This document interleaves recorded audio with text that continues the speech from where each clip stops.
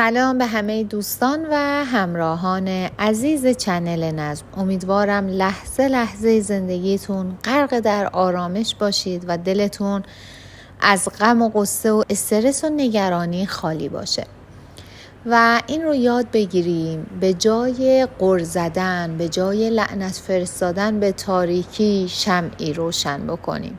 یعنی در واقع یاد بگیریم به جای ایراد گرفتن و غر زدن از شرایط به دنبال راه حل باشیم. با هم آماده میشیم برای گرفتن فال امروز. هر نیتی که در ذهنتون دارید، نیت احساسی، ازدواج، خرید و فروش، هر نیتی که دارید انجام بدید. تا چند ثانیه دیگه میریم سراغ دیوان و من غزل و تفسیرش رو براتون میخونم.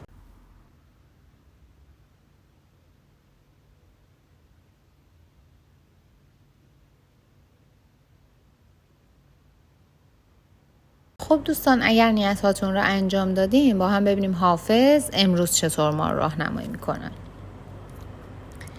روز هجران و شب فرقت یار آخر شد، زدم این فال و گذشت اختر و کار آخر شد. آن همه ناز و تنعم که خزان میفرمود، عاقبت در قدم باد بهار آخر شد.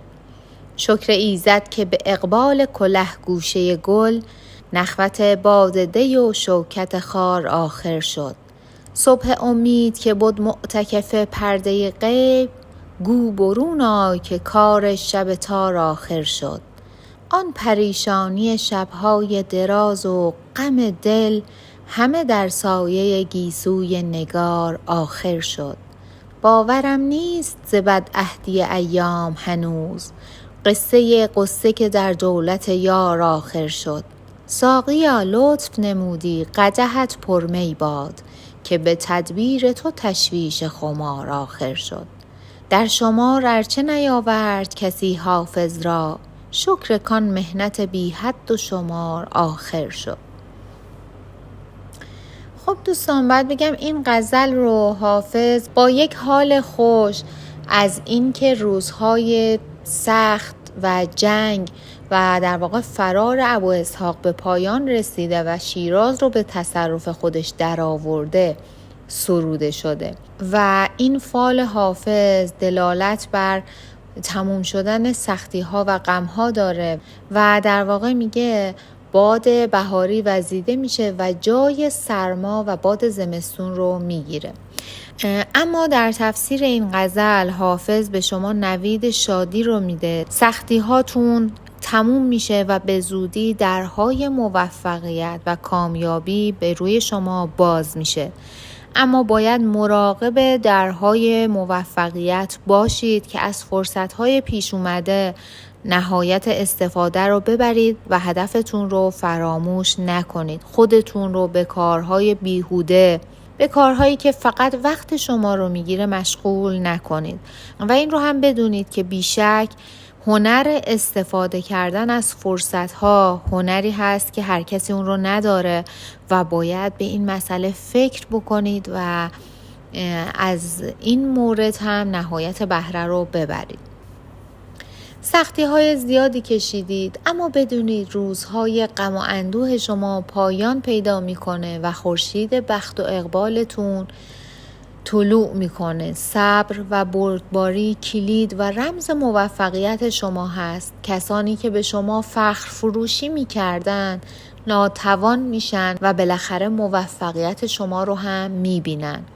ایمانتون رو به خداوند حفظ بکنید و بدونید هرچه ایمانتون رو قوی تر بکنید راحت تر میتونید به مشکلات غلبه کنید.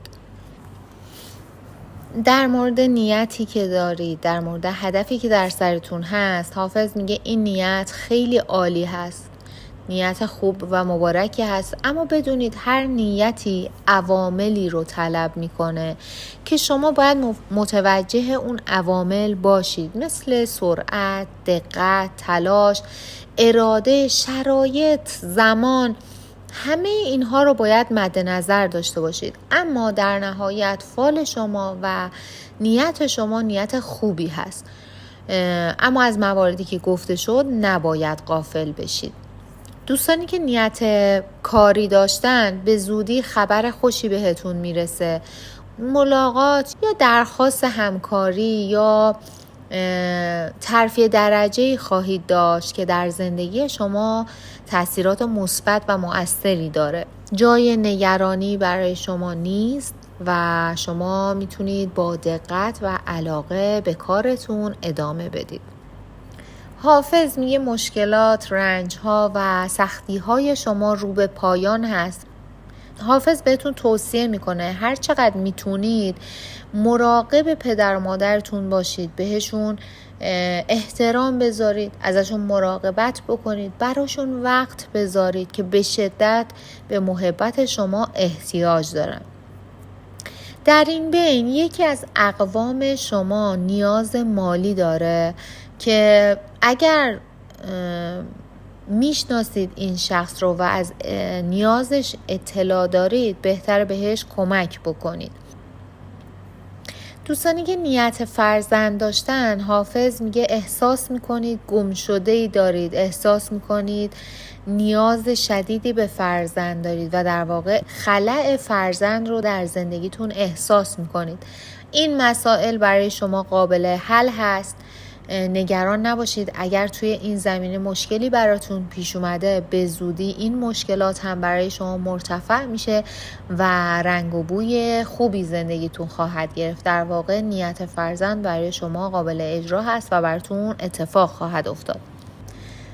دوستانی که نیت تحصیلی یا نیت مهاجرت داشتن، حافظ میگه بخت و اقبال شما مثل ماه روشن هست و موقعیت اجتماعی، موقعیت تحصیلی خوبی برای شما پیش میاد. اما به خاطر داشته باشید که در انتخاب مسیرتون دچار اشتباه نشید و با عقل و درایت خودتون با مشورت راه درست رو انتخاب بکنید تا دچار پشیمونی نشید، چون ممکنه توی این شرایط موقعیت‌های مختلفی سر راه شما قرار بگیره که حق انتخاب زیادی داشته باشید و باید حواستون رو جمع بکنید. یه وقتی هست موقعیت‌های پر زرق و برقی به شما پیشنهاد میشه، اما در واقع در پس این زرق و برق موقعیت‌ها خطراتی هم شما رو تهدید میکنه. بهتره با مشورت راه درست رو انتخاب بکنید که خدای نکرده براتون مشکلاتی پیش نیاد. در آخر هم دوستان، حافظ میگه شما در حد خودتون زندگی خوبی دارید. فکر نکنید که بقیه زندگیشون از شما بهتر هست و بدون هیچ مشکلی دارن روزهاشون رو میگذرونن. و اگر قرار هست مقایسه انجام بدید، مقایسه زمانی درسته که همه شرایط یکسان باشه. موقعیت اجتماعی، موقعیت شغلی، سطح درآمد، همه اینها زمانی که موقعیت تحصیلی، سطح سواد، سطح خانوادگی، همه اینها در یک شرایط یکسانی قرار بگیره میتونید مقایسه درستی رو انجام بدید. در غیر این صورت مقایسه یکسان و درستی نیست و اصلا خوب نیست که انسان‌ها بخوان خودشون رو مقایسه بکنن. حتی در شرایط همسان هم درست نیست که شما خودتون رو با بقیه مقایسه بکنید. شاید افرادی باشن با توانمندی هایی که خب شما اون توانایی ها رو ندارید، پس باز هم این مقایسه نادرسته. بهتره شما خودتون رو با خودتون مقایسه بکنید. ببینید سال گذشته کجا بودید و الان کجایید. آیا پیشرفتی در زندگیتون حاصل شده؟ آیا کار مثبت و قدم مثبتی برای خودتون برداشتید یا نه؟ این مقایسه درستی هست و شما اینطوری فقط از خودتون توقع دارید. اینکه از سال قبل، از ماه قبل چه تغییری در زندگیتون ایجاد کردید، چه تغییر مثبتی برای رسیدن به هدفتون ایجاد کردید. پس یادتون باشه شما در حد خودتون زندگی نسبتا خوبی دارید و اگر قرار هست مقایسه انجام بشه بهتر خودتون رو با خودتون مقایسه بکنید. دوستانی که برای خرید و فروش نیت داشتن، باید بگم هم خرید هم فروش براتون موقعیتش مهیا هست و میتونید انجام بدید. اگر برای بیمارتون نیت داشتید، باید بگم اوضاع بیمارتون رو به بهبودی هست و مشکلات براشون مرتفع میشه، به زودی خبر خوبی از ایشون به شما میرسه. و اگر هم برای تغییر شغل یا تغییر مکان نیت داشتید، همونطور که راجع به تغییر شغل بهتون گفتم، این دو مورد هم براتون اتفاق میفته، حتمی هست. رفقای جان، ممنونم که تا پایان این فال با دل و جان همراه بودید. حافظ زبان دل هاست. هر بیتش نوری برای دلهای جویای معنا. اگر این فال با حال دلت همراه شد، بدون که یک نشونه است. نشونه ای از آسمون دلت. دعوتت میکنم فالهای دیگه کانال رو هم ببینی. هر کدومشون قصه ای دارن.